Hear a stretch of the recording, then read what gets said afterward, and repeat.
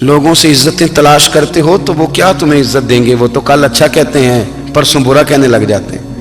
لوگوں کے سامنے گڈ بک میں آنا چاہو گے تو وہ تو سویرے تمہارے بارے میں کچھ کہیں گے، شام کچھ اور کہیں گے۔ اپنی روحانی زندگی آباد کریں، اپنے مسلح کو وقت دیں، اور دنیا سے چھپ کر، اس موبائل کو بند کر کے، اور اپنے آپ سے بھی چھپ کے اور تنہا ہو کے، چھپا کے سارا کچھ اپنے آنسو اپنے رب کی بارگاہ میں پیش کریں، اس کے حضور حاضری دیں۔ سنو نا ترمذی کی حدیث، اور اسے یاد رکھنا، نبی پاک علیہ السلام نے فرمایا اپنے دکھ لوگوں کے سامنے نہ بیان کرنا، سیٹھوں نوابوں کو نہ بتاتے پھرنا، دنیا داروں کے سامنے جا کے نہ رونا کہ میں تکلیف میں ہوں۔ فرمایا اگر دنیا داروں کو دکھ بتاؤ گے رب تمہیں کبھی غنی نہیں کرے گا، اور لوگ ہیں کہ الٹا مذاق اڑائیں گے۔ آپ کی جس سے بڑی پکی یاری ہے نا، پکی، وہ تب تک پکی ہے جب تک آپ نے 50,000 مانگا نہیں، اور جس وقت آپ نے کہہ دیا کہ میں مجبور ہوں میری مدد کر، تو پھر ختم ہو گئی دوستی۔ لوگوں کی تعلقات آپ کے ساتھ تب تک ہیں جب تک آپ ان سے کوئی ضرورت وابستہ نہیں کرتے۔ کریم محبوب فرمانے لگے بندوں کے سامنے دکھ نہ بیان کرنا، اللہ تجھے کبھی غنی نہیں کرے گا۔ تو اپنے دکھ اپنے رب کو بتا، تو دعائیں مانگ، تو اس کی بارگاہ میں حاضر ہو، تو اس کے حضور عرض کر۔ فرمایا اپنے دکھ اپنے رب کو بتا، وہ جلدی کرے یا دیر سے کرے تجھے ساری دنیا سے بے نیاز کر دے گا، تجھے کسی کا محتاج نہیں رہنے دے گا۔ اپنے مسلح کو، اپنی دعاؤں، ایک بزرگ فرماتے ہیں میں نے دعا مانگنے کا طریقہ اپنی بیوی سے سیکھا، دعا مانگنے کا طریقہ اپنی، سیکھنے والے تو اپنے بچوں سے بھی سیکھ لیتے ہیں، سیکھنے والے تو ہر ایک سے سیکھتے ہیں۔ وہ کہتے ہیں میں نے دعا مانگنے کا سلیقہ اپنی بیوی سے سیکھا ہے۔ حضرت وہ کس طرح؟ فرمانے لگے میری بیوی نے نا مجھے کوئی کام بتایا، کچھ پیسوں کی ضرورت کے لیے کہا، تو میں نے اسے کہا کہ بھئی ابھی میرے پاس نہیں ہے، کچھ دنوں میں آتے ہیں تو میں دے دوں گا۔ عورتوں کی عادت ہوتی ہے وہ بار بار یاد کراتی ہیں، 2-4 دنوں کے بعد پھر اس نے کہا حضرت وہ میں نے کہا تھا کچھ پیسے، میں نے اسے کہا کہ ابھی میرے پاس نہیں ہے، کچھ دنوں میں ملتے ہیں تو میں تمہیں دے دوں گا۔ اس نے کچھ دنوں کے بعد پھر کہا حضور وہ میں نے کچھ پیسے کہے تھے۔ فرماتے میں نے ڈانٹ دیا، میں نے کہا کہ کیا تو روز مجھے شرمندہ کرتی ہے، کہا نا میرے پاس نہیں ہے، ہوں گے تو دے دوں گا، تو روز یاد کراتی ہے۔ فرماتے ہیں اس نے پہلے تو میری ڈانٹ کو سہا، پھر میرے سخت جملوں نے اس کی آنکھوں میں آنسو پیدا کر دیے، پھر اس نے اپنے آنچل میں اپنے اس دکھ کو سمیٹا، اور پھر اس نے ایک جملہ کہا تو میں رو پڑا، اور مجھے اپنے رب سے مانگنے کا طریقہ آ گیا۔ مجھے کہنے لگی حضرت جی آپ نے ڈانٹ دیا میں نے سہ لیا، پر آپ ہی میرے شوہر ہیں، بتائیں نا آپ سے نہ کہوں تو میں کس سے جا کے کہوں۔ فرماتے ہیں میں رو پڑا، اور میں کھل کے رویا، اور میں تڑپ کے رویا، اور پھر میری سسکیاں بند گئیں۔ تو مجھے کہنے لگی آپ کو کیا ہوا؟ میں نے کہا مجھے بھی دعا مانگنی آ گئی ہے، جب میں اسے کہوں گا نا اللہ تو ہی میرا رب ہے، میں تجھ سے نہ کہوں تو میں کس سے جا کے کہوں؟ میں کیوں کسی بندے سے سوال کروں؟ میں کیوں کسی دنیا دار سے کہوں؟ میں تیرے بندوں کا، نیک بندوں کا وسیلہ لے کے، تیرے محبوب کی غلامی لے کے تیری بارگاہ میں آیا، تجھ سے نہ مانگوں تو کس سے مانگوں؟ سمجھ آ گئی ہے؟ جب میں اس رنگ میں مانگوں گا تو پھر رب میرے اوپر بڑا ہی فضل فرمائے گا، وہ میرے اوپر بڑی رحمت کرے گا، وہ میرے لیے آسانیاں کرے گا۔ عزیز دوستو ہم اس طرح کرنے لگ گئے ہیں کہ ہم نے نا اپنے تعلقات پر اعتماد کرنا شروع کر دیا ہے۔ میرے تعلقات بہت ہیں، ہم نے اپنی دولت پر اعتماد کرنا شروع کر دیا ہے، میرے پاس دولت بہت ہے، ہم نے اپنے علم پر، اپنی شہرت پر اعتماد کرنا شروع کر دیا ہے کہ میرے پاس فلاں چیز بہت ہے۔ یاد رکھنا جب بے نیاز اپنی صفت بے نیازی دکھاتا ہے تو بڑی بڑی دولتوں والے مجبور نظر آتے ہیں۔ بھائیو جب انسان کا رشتہ اپنے مالک کے ساتھ ہوتا ہے پھر تو غم بھی کچھ نہیں کہتے، پریشانیاں بھی کچھ نہیں کہتی، پھر تو زندگی صبر والی، پھر تو زندگی توکل والی، پھر تو زندگی بھروسے والی، پھر انسان اپنے آپ کو رسوا نہیں کرتا، دنیا داروں سے امیدیں اس کی ختم ہو جاتی، امیدیں اللہ رسول سے لگا لیتا ہے، مضبوط ہو جاتا ہے، مضبوط، طاقتور ہو جاتا ہے، خوددار ہو جاتا ہے، باوقار باعزت ہو جاتا ہے۔ حضرت بہلول ڈانا رحمت اللہ علیہ بیٹھے تھے تو ہارون رشید حج کر کے آ رہا تھا، تو رستے میں حضرت شیخ سے ملاقات ہو گئی، تو السلام علیکم کے بعد کہنے لگا حضور کوئی حکم ہو تو بتائیے گا۔ تو حضرت بہلول ڈانا فرمانے لگے تیرا رب کون ہے؟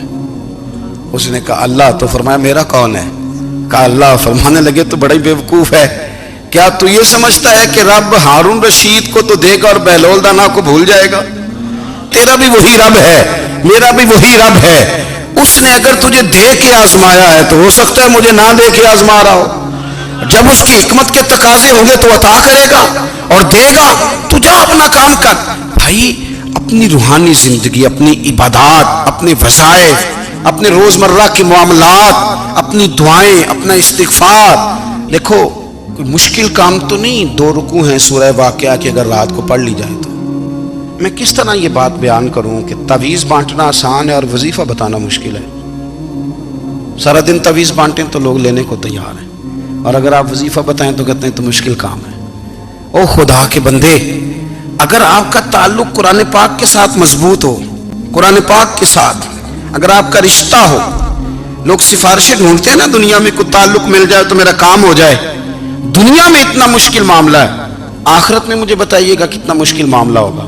میرے نبی پاک صلی اللہ تعالی علیہ وسلم نے فرمایا جو لوگ سورہ ملک پڑھا کرتے تھے نا, سورہ ملک, یہ سورت ملک قیامت میں ان کی سفارش کرے گی, اور اس طرح کرے گی کہ کہے گی اے اللہ یا اس بندے کو جنت میں داخل کر دے یا مجھے قرآن پاک سے علیحدہ کر دے.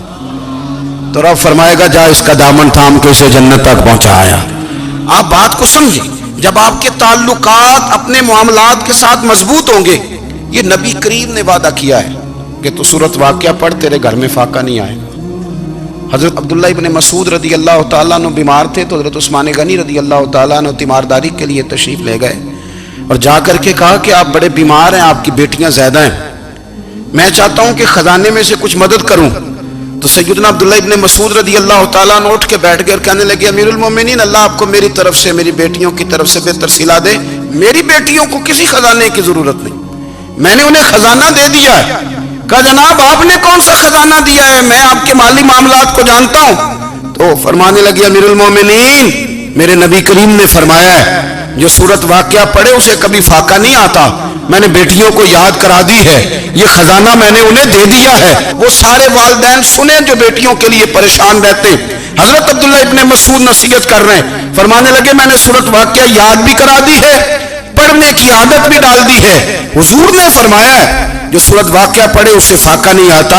کہنے لگے چاند تو اپنی جگہ چھوڑ سکتا ہے, سورج گر سکتا ہے, تارے ٹوٹ سکتے ہیں, پر مدینے والے رسول کی بات غلط نہیں ہو سکتی.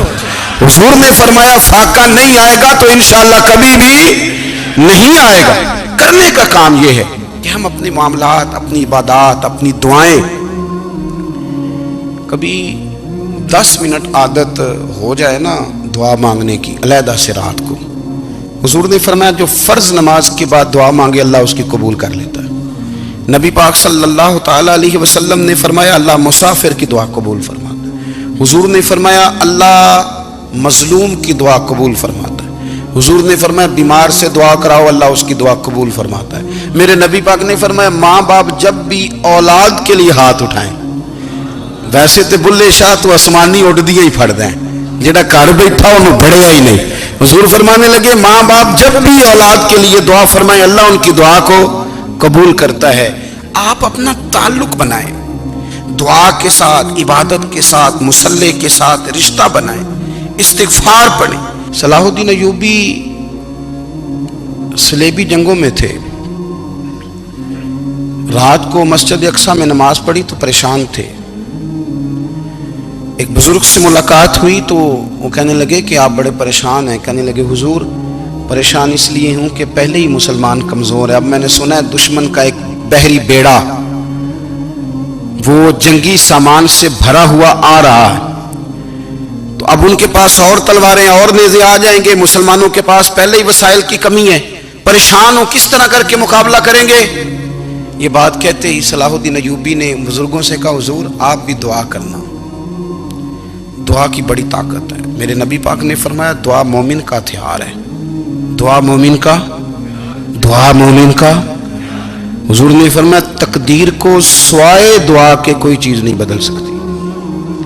دعا مومن کا ہتھیار ہے, یہ کافر کے پاس کوئی نہیں, یہ ہتھیار ہے مومن کا. اللہ کرے آپ کو سمجھ آئے, پھر سنیں کئی بار کہہ چکا ہوں یہ ہتھیار ہے. کافر کے مقابلے میں جو تیرے پاس سب سے بڑا ہتھیار ہے وہ دعا ہے. दुआएं करानी छोड़ दी, करनी छोड़ दी, लेनी छोड़ दी। हजरत सैयदना अनस बिन मालिक रदी अल्लाह ताला अन्हु फरमाया करते थे, मैंने वो रंग देखा है जब हुजूर दुआ मांगते थे और हुजूर की मुकद्दस आंखों में आंसू भी साथ ही बहा करते थे, मैंने वो अंदाज देखा। तो सलाहुद्दीन अय्यूबी बुजुर्ग से कहने लगे आप भी दुआ कीजिए, और खुद रोने लगे और सर सजदे में रख के रोने लगे और इशा से लेकर फजर तक रोए, खूब रोए। सुबह वो बुजुर्ग आए तो सलाहुद्दीन अय्यूबी का खूबसूरत और हंसता हुआ चेहरा देखा। कहने लगे आप बड़े खुश हैं, रात तो मैंने बड़े रोते हुए देखा था। तो कहने लगे हुजूर वो जो बहरी बेड़ा आ रहा था ना वो पानी में डूब गया है, अब वो नहीं आ रहा, अभी खबर आई है तो मैं बड़ा खुश हूँ। हुजूर कहने लगे उठ सीने से लग और सोने के बाद वो बहरी बेड़ा पानी में नहीं डूबा, वो तेरे आंसुओं में डूब गया है। वो जो तो रात रोया है ना रब करीम की बारगाह में, तो वो डूब गया है। हजरत आयशा सिद्दीका रदी अल्लाह ताला अन्हा फरमाती हैं, एक औरत थी और उसे नबी पाक सल्लल्लाहु ताला अलैहि वसल्लम ने ना वो कलमा पढ़ के मुसलमान हुई, मदीना तैयबा आ गई। तो हुजूर ने मस्जिद नबवी शरीफ में उसके लिए मकान, एक सादा सा कमरा साथ मस्जिद के बनवा दिया, वहीं रहने लगी।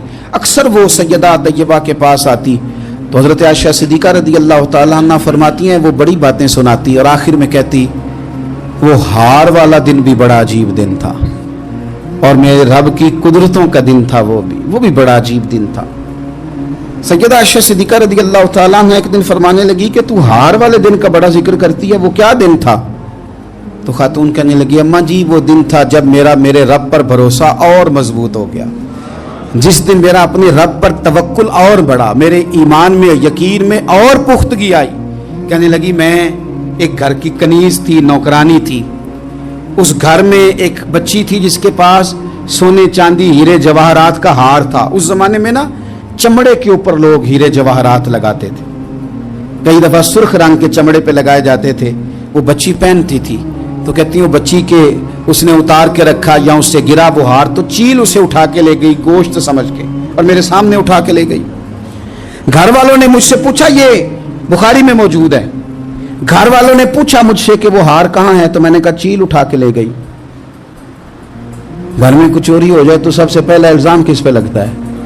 मुलाजमीन पे। कहते उन्होंने मुझे बड़ा मारा, बड़ी तकलीफ थी, हत्ता कि मेरी शर्मगाह तक की तलाशी, मेरी इज्जत इतनी खराब की मैं बता नहीं सकती। मैंने अपनी जिंदगी में एक वाकया देखा, एक अमीर घर में चोरी हो गई, मुलाजिम को इतना मारा कि वो चारपाई पे पड़ गया। पुलिस वालों से इतनी मार पड़वाई गई कि वो बेचारा चारपाई पे पड़ गया और फिर वो इतना बीमार हुआ और कुछ दिनों के बाद पता चल गया कि चोर तो अपना बेटा है उनका। फिर उसका इंतकाल हो गया। अब वो सेठ साहब और घर वाले आके ना मरने वाले के कान में माफिया मांग रहे हैं, कान में। तो मैंने उनसे फिर कहा था कि ये तो अब चला गया है, तुम्हारा जोर चलता था ना तो तुमने कानून खरीदा और तुमने इसे जितना हो सका तुमने इसे मार पड़वाई। तुम्हारे पास जो अदालतें थी तुमने वहां कार्रवाई की, अब एक अदालत क़यामत के दिन लगेगी। ये कमजोर था ना, कुछ कर नहीं सका। मेरे नबी पाक सल्लल्लाहु अलैहि वसल्लम ने फरमाया, सुन लो, अगर सींग वाली बकरी ने बगैर सींग वाली बकरी को तकलीफ दी होगी ना तो क़यामत के दिन उसे भी बदला देना पड़ेगा कि तेरे पास सींग थे और तूने इसे मारा था। वो खातून अर्ज करती है सैयदा आयशा की खिदमत में कि मुझे बड़ा मारा, मुझे तकलीफ दी, मैं कह रही थी कि मेरे सामने चील ले गई है पर वो नहीं मान रहे थे। अम्मा जी उन्होंने मुझे बड़ा मारा। हजरत आयशा सिद्दीका कहती हैं फिर क्या हुआ? कहने लगी अम्मा जी जब कोई मेरा मददगार ना रहा, मुझे तकलीफ दे रहे थे, रुसवा कर रहे थे, तो मैंने अपने रब से मदद चाही, मेरे रब की तरफ मैंने तवज्जो की, मैंने कहा मालिक अब तू ही मेरा मददगार है। कहती है वो मुझे मार रहे थे तो वो चील जो हार ले गई थी वही लेके वापस आ गई और हमारे सरों के करीब ला के उसने जब उस हार को फेंका वो मुझे छोड़ के साइड पे हुए, वो मेरी बेगुनाही जान गए। लेकिन आपको बताऊं उस दिन से मेरा अपने रब पर यकीन और बढ़ गया।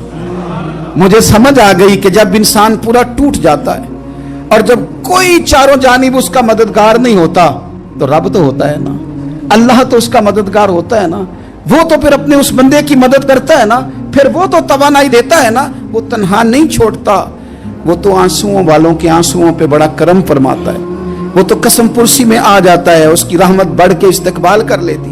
او میری ملت کے جوانوں, مزہ نہیں آ جاتا جب ساری دنیا سوئی ہو, ساری دنیا, اور بستر بھی گرم ہو اور نیند بھی پورا غلبہ کر رہی ہو, اور اچانک گھنٹی بجے دماغ میں, آنکھ کھلے, گھڑی پہ نظر پڑے, 3:30-4 بجے کا پیغام گھڑی بتائے, اور کوئی چڑھتی جوانی والا اٹھ کے وضو کرے, اور جب وہ مصلی کھول کے بچھائے تو مدینے والے محبوب کہتے ہیں کہ ہر نماز پہ رب ثواب دیتا ہے, اور جو اٹھ کے تہجد کی نماز پڑھے اسے دیکھ کے تو رب مسکراتا ہے, جو اس کی شان کے لائق ہے, جو اس کی شان کے لائق, وہ مسکراتا ہے, خوش ہوتا ہے کہ میرا بندہ تہجد میں اٹھ گیا, وہ مسکراتا ہے. کاش ہماری صبحیں کبھی اپنے مالک کے نام ہو جائیں, کاش کے صبح. حضرت ابو الحسن رحمۃ اللہ تعالی علیہ حضرت معاذ ابن جبل رضی اللہ تعالیٰ عنہ کے پاس بیٹھا کرتے تھے. فرماتے ہیں ان سے جو پیار بڑھا تو پھر میرا مصلی سے بھی بڑھ گیا. تابعی ہیں, فرماتے ہیں صحابی رسول سے محبت ہوئی تو ذکر سے بھی ہو گئی, پھر درود شریف سے بھی ہو گئی. محبت ان سے بڑھی تو پھر اللہ نے مسجد کا پیار بھی بڑھا دیا. آپ فرماتے ہیں کہ میری ہر وقت طبیعت چاہتی تھی کہ بس اللہ اللہ کروں, بس اللہ اللہ کروں, بس نہ میں ذرا تھوڑی جان چھڑاؤں لوگوں سے, کو 10 منٹ ملے تو میں کچھ 4 نفل پڑھ لوں, میں تھوڑا سا نہ بچوں لوگوں سے, اور مجھے تسبیح ملے تو میں نہ کچھ 400-500 دفعہ استغفار پڑھوں, سبحان اللہ, الحمدللہ, اللہ اکبر, لا حول ولا قوت الا باللہ, میں نہ تسبیحات پڑھوں. فرماتے ہیں کہ بچے تھے گھر میں 6-7, غربت تھی, کام ملتا کوئی نہیں تھا, اور میں کام چور نہیں تھا, کام ڈھونڈتا تھا, پر اللہ کی قدرت کے کام نہیں ملتا تھا.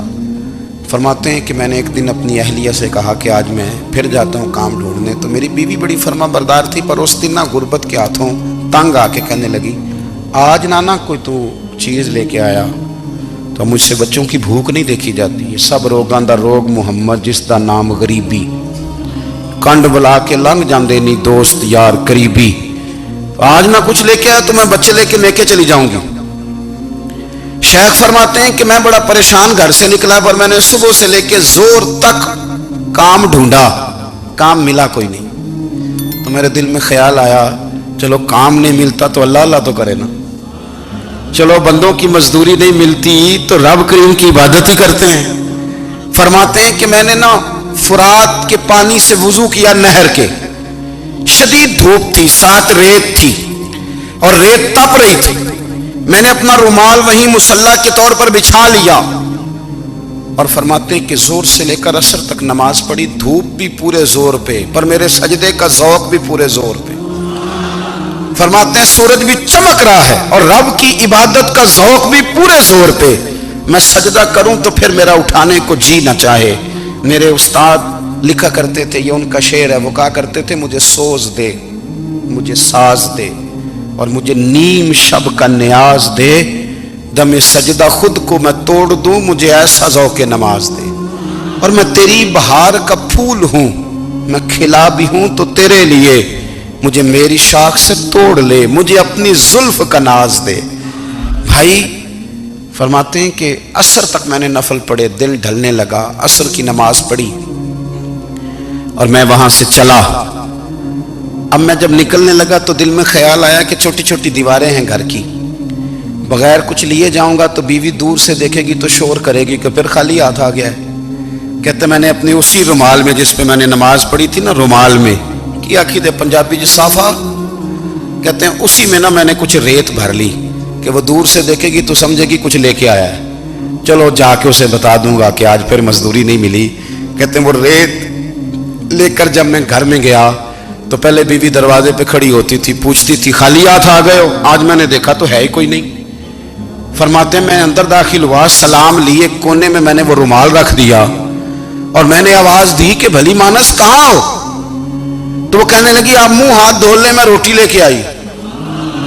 میں نے کہا روٹی کہاں سے آ گئی, یہاں تو کئی دنوں کے فاقے, تو کئی دنوں کی غربت ہے, یہاں تو اس گھر میں تو فقیری ہے.